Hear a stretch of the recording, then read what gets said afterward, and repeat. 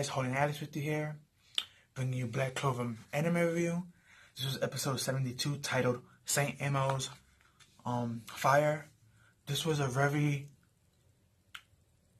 knowledgeable episode. For one, it was surrogacy, the episode, but it is canon. All the information that we got. As we got from last episode, we have Mero Leonia trying to push Asta to go forward by saying mean things like you should give up, you should quit, stuff like that. And he didn't. And then she said something interesting about you need to know yourself better and know your powers better. And when he started thinking about that, he started thinking about the powers that he has right now. His extreme strength, his stamina, and his anti-sword. And then when he was thinking about that, he remembers that he also knows Kai. So he decided to use Kai in himself for his anti-sword. And he started to realize about the dark energy that's in his blade. And when he's touching the blade, it ran through his whole body to the point where he actually unlocked it, but he was conscious this time. And the next thing we knew, after he unlocked it, he blasted straight forward. And he passing by everybody. And when he got there, there were only 3 people there before him. And there were the 3 captains, of course, Charlotte, Yami, and Marilonia. And he can't control himself, and he's going at high speed, and he tells her, move. And she's like, me? The lioness move? We lioness, we're female lions, we're the one that hunts in the pack. And she got like really upset, and she flared up. And she ended up actually rushing up to Asta, and she actually punched him in the face and punched him into the wall. And he stopped. And he was like, thanks, I guess. And Yami was like, as fierce as always, that's a lioness for you. And then he was like, yo, kid, you alive? And we had this funny moment where Asta's in the wall with his sword, and he's like, yeah, I'm good. All stuck in there. And eventually everyone else got there, but most of them got there late. And she's screaming at them saying, this is embarrassing. Y'all got here after the sunset instead of before. Y'all need to continue to try. And they was like, yeah, we're trying. We have Leo.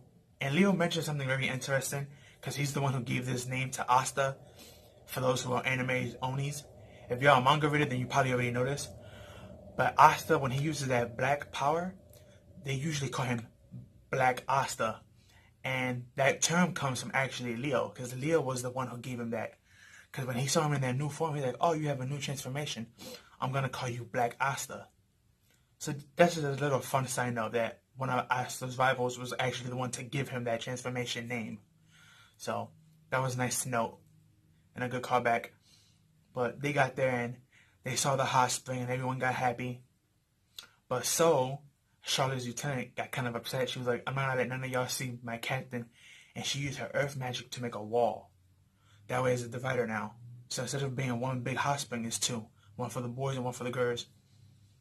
And there's not that many females there. We see a couple of females scattered out through the episodes from the Crimson Lion. But again, there's not that many. And the main ones they focus on are the main ones. The female spirit of Yuna's, Charlotte, Marilonia, So herself, and Noelle. Those are like the 5 females that we see in the female side of the baths. We don't see none of the other ones. We just focus on those 5. Then we have all the guys in the male side. And they talking and stuff, and it's kind of funny because Marilonia, she brings up a really good point about a character that we have not seen because she's dead. And that was, I believe her name is Acer. Or Icer. I'm going to say Acer because it makes more sense, but it was basically Noelle's mother. She brought up a point about her saying that she had the same magic, that mercury magic thing, that liquid, silver liquid magic that Noelle's older brother, Nazo, has. She had a similar magic, and when she used it, she made an armor out of it. And we see her with an armor, and I think she had a lance and a shield.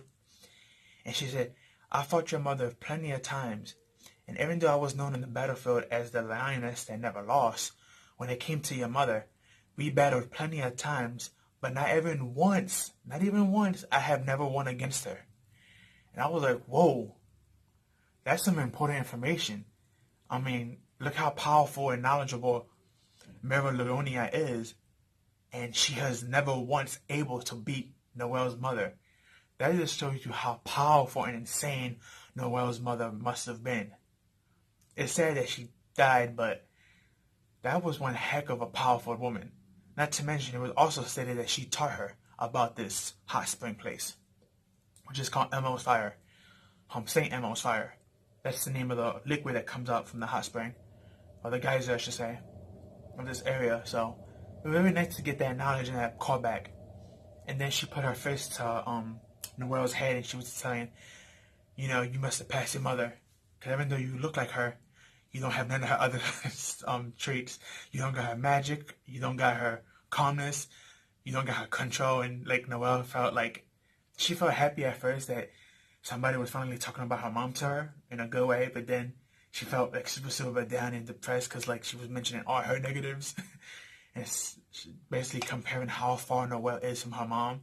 They may look exactly the same, but in abilities and personality and all that other stuff, she's way lower than her mother. So Noelle has a long way to catch up.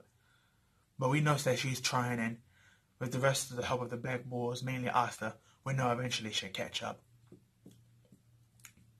And it was also funny because we had a moment where Yuno's wind spirit actually challenged her to a drinking contest, and after one sip, she faints. And we also had Charlotte, who faints because she's thinking of Yami on the other side, butt naked. So it was just hilarious seeing those two faint. She was like, "What's wrong with y'all ladies?" But then we switch over to the guy side, and we have Leo and Asta and having a competition to see who can stay in the hot water the longest. Even though Leo's kind of cheating because he's using his magic to make the water that's already hotter. So Yuna decides to use his magic to make the water around him cooler. And they arguing about that. And then we have Yami with something very interesting saying it's time for you to become men. And there's like, what type of training we're gonna do in the hot spring? And he was like, today your training is gonna be to peep on the female's bathroom. And everyone was like, what? That's disrespectful. We can't do that. We get caught, we killed. And he's like, you need to be quiet. You need to be man up and do man things. If your captain's right here, he'd be disappointed in y'all. And that kind of triggered them. So Leo invited up the whole crew, and they all decided to jump over to the top to see, the peek on the women's bathroom. But Sol heard all the commotion and screaming that we're making, and she kind of figured out what they were doing. So she used her earth magic again, and she made the wall even twice as big. And then they all had the more courage to even climb it even faster. And so Asta said something really weird that shocked everybody. Even Yami was like, okay. And he was thinking about Sister Lily, and he was like, that's the only girl for me, so I'm not gonna peep. And everyone was like super shocked. And again, Yami was as well, and they were like, okay, I bet if you like Sister Lily, that's on you. So they all technically stopped out of Asta being like, Asta was technically the adult in this situation, which is kind of weird because you would think, as being the calm, older, cool, collected one, that he'll be the one to shut everybody down and keep them quiet. But it was actually Asta, so that was kind of cool, even though it was done in a weird way. But that was basically the episode. Really good episode. Again, it was fan servicey, but we did learn a lot of good things in this episode. One, Asta getting more control of his darkness in the name of his form, which was given to him by Leo. Two, we learned about Noelle's past and her mother, and how strong her mother is and how much more of a growth she has to go. And she also did say that she's willing to get fired up and become that better person than her mom. So that's pretty cool. We learned a little bit more about Marilonia and Charlotte, which was also cool. Wind Spirit, she still doesn't want females around, but she's being more open-minded with the females, and she's being at least more talkative and respectful. We also get, the bond between not just Leo and Asta, but now Yuno's in the mix, and now they're becoming better friends and rivals with each other. And also the Crimson Lions with the Black Bulls, which that's going to be very interesting dynamic further on in the episodes to come. But yeah, this was a good episode 72 of Black Clover. If you have not watched it, I advise you to watch it. If you watch it, go watch it again. Really great episode, some great stuff. We got the preview for next week. Next week is known as the selection for the Royal Night Test. So that's going to be basically the prelogues of the Royal Night Test. So that's going to be very, very fire to see that.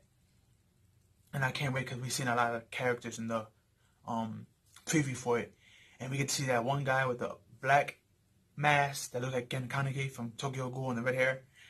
we see him and he's acting kind of buddy-buddy with the Wizard King. He's like right next to him, going like this, holding on his shoulder and talking, probably talking smack knowing him, but that was basically the preview. And yeah, I can't wait for next week's episode. It's going to be fire. But that's all I have for you guys. Please like, comment, share, subscribe, share with your family and friends. Please hit that notification bell so you get notified whenever I post an upload, because sometimes YouTube won't give it to you. Follow me on Twitter. My link will be down below. Give this video a like and tell me what you liked and didn't like about this episode for those that watched it. And again, for those that didn't watch it, please go watch it and support it. That's all I have for you guys. Peace out and have a good one.